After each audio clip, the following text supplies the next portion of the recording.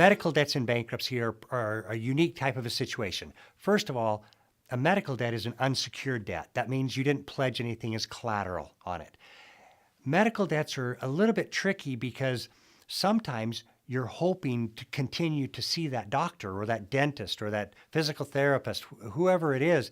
And if you list them in bankruptcy, you think that they won't serve you anymore. And the truth of the matter is, they might not serve you anymore.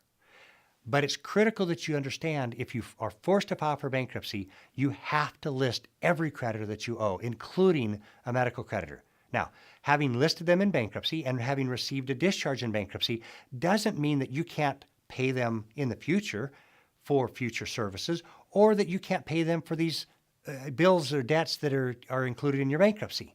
So first thing is, remember, you have to list all your debts, including your medical debts. Second thing to remember is these are unsecured debts, and they're going to be discharged in bankruptcy. So if you have oppressive debt buyers, debt collectors that are trying to collect from you, they've maybe even sued you, hospital bills, old medical provider bills, these are the easiest and clearly the most dischargeable debts that you can possibly have.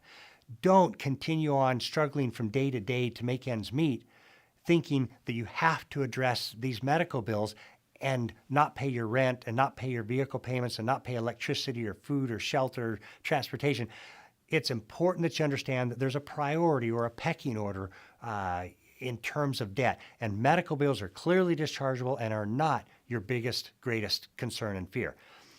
Another thing that I would mention with regard to medical bills is that if you pay a doctor or a medical provider before you file for bankruptcy, and it's more than $600, the bankruptcy trustee can go back in and make that doctor cough that money back up. And that's even worse than including them in a bankruptcy. So before you go taking any actions, schedule up an appointment to meet with me in my office.